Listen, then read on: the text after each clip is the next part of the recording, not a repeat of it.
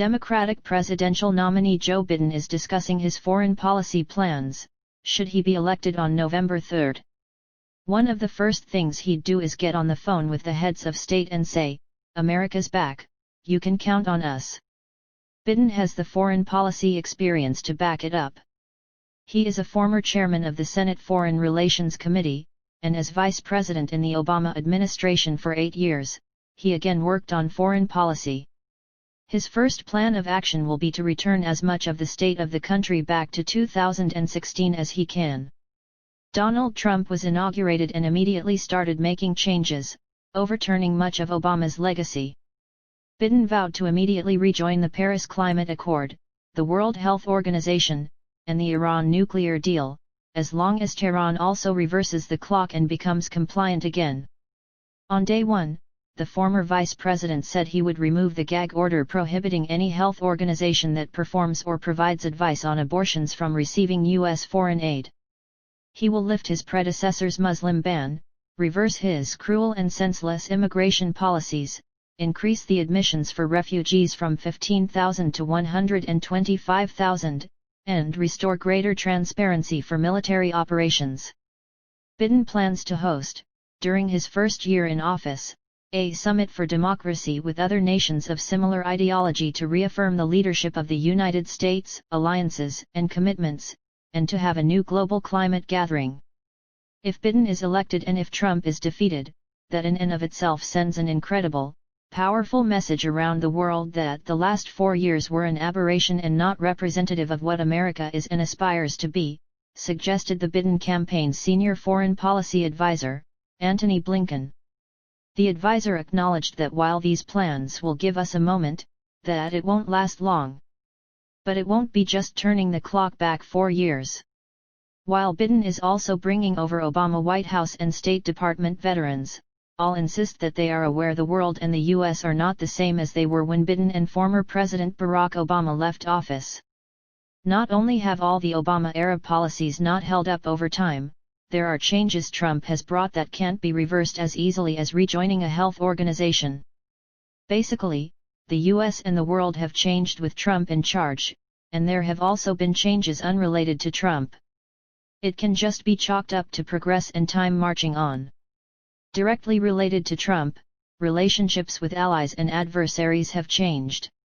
Some may not welcome Biden coming in while others would. As Europeans, we should not think that if there is a new American president, the situation is as it was before President Trump was elected, said Clement Beaune, French Minister of State for European Affairs, who spoke last week with U.S. reporters. Some of the trends of Trump pressure on the European Union, on defense financing, tough on trade, and domestic policy is foreign policy, he said in a speech in July 2019 when vying for the Democratic nomination. They are a deeply connected set of choices we make about how to advance the American way of life and our vision for the future. To put the U.S. back on its feet with the rest of the world, Biden plans to first return to holding a prominent place on climate change, non-proliferation, and global health. Next would be regrouping alliances, mostly in Europe and Asia. Climate change, nuclear proliferation, great power aggression, transnational terrorism, cyber warfare, disruptive new technologies, mass migration. None of them can be resolved by the United States, or any nation, acting alone, he said in the July 2019 speech. Trump left the Obama administration's Trans-Pacific Partnership, but Biden has not committed to rejoining it. He won't immediately turn over the tariffs and sanctions Trump set but has said he will review Chinese trade and industrial practices. The United States does need to get tough with China, Biden wrote earlier this year.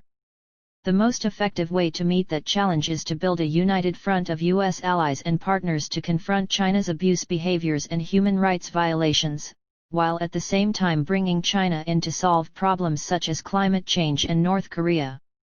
Moving across the globe, the Democratic nominee has vowed to spend $4 billion on a regional strategy for Central America to take on the corruption, violence, and endemic poverty driving people to leave their homes. It's another way to handle the immigration dilemma, fixing the reasons they are leaving rather than taking away their options. Biden has said he would pursue an extension of the New START nuclear treaty with Russia. He'll use that as a foundation for new arms control arrangements. It doesn't seem like he will be reducing the sanctions burden on Russia. One thing Biden does not plan to reverse is the move of the U.S. Embassy in Israel from Tel Aviv to Jerusalem. Yet, he would restore U.S. aid to Palestinians that Trump cancelled and reopen the Palestinian consulate in Washington. He'll consider Trump's plan for withdrawal and redeployment of 9,500 troops from Germany. When Biden was vice president, he opposed bringing more troops to Afghanistan and has said he would withdraw combat troops in favor of special operations forces, should he be elected. Many of the more definitive policy decisions will wait until Biden's in office. One of the first things, even as we're confronting a whole series of new challenges and the need to deal with them as they are, not as we were, is the importance of getting back to a process and regular order in the creation of policy, Blinken said. This is not at all about going back to 2009, or pick your date. This is about dealing with the world as it will be in January of next year.